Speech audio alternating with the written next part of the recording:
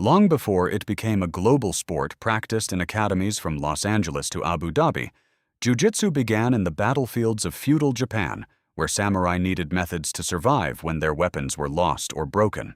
Various schools of Jiu-Jitsu developed techniques of throws, joint locks, and chokeholds designed to control or incapacitate armored opponents.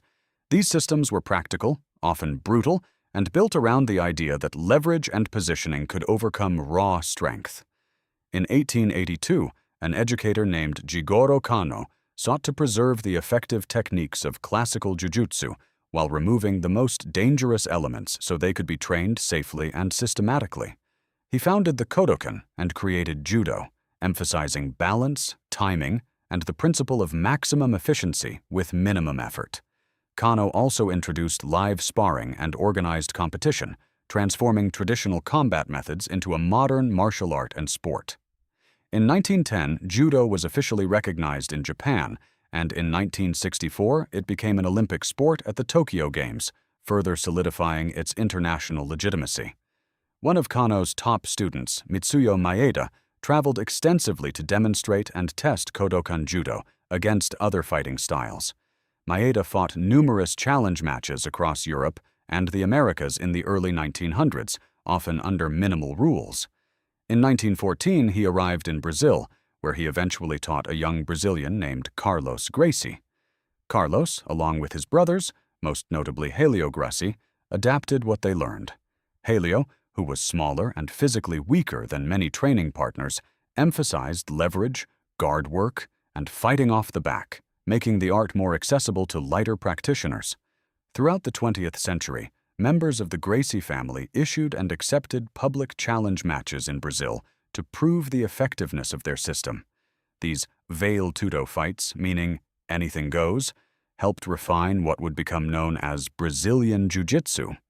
In 1951, for example, Helio Gracie fought Japanese judoka Masahiko Kimura in a highly publicized match in Rio de Janeiro.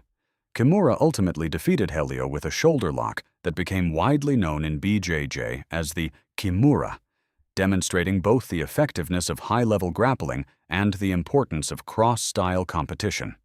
The global turning point came in 1993 with the first UFC one in the United States. At a time when most Americans were unfamiliar with ground fighting, Royce Gracie, representing his family's system, entered a one-night tournament with minimal weight restrictions and very few rules. Despite being significantly smaller than several opponents, Royce won the tournament by submitting 3 fighters in a single evening. His victories, using chokes and joint locks rather than strikes, demonstrated to a global audience that grappling skill could neutralize size and strength. As a result, Brazilian Jiu-Jitsu schools began opening across North America, Europe, and beyond. Over the following decades, the art continued to evolve. New competition formats and organizations emerged, including the prestigious ADCC World Championship, founded in 1998, which showcased no-GI grappling at the highest level.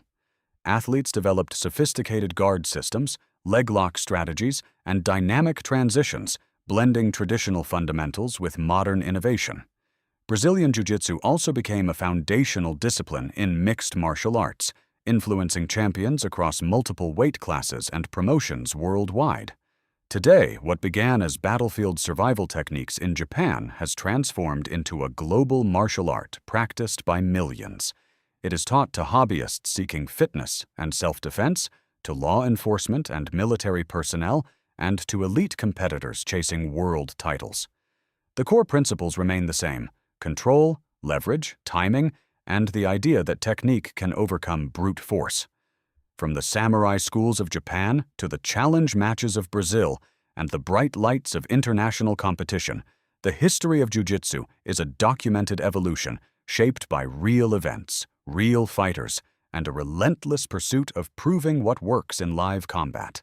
Well, this is the end of the video. I hope you liked it. Subscribe to the channel and like for more bad explaining histories. Comment what history would you like now, and also comment how many Mighty Mouse appeared in this video. Bye.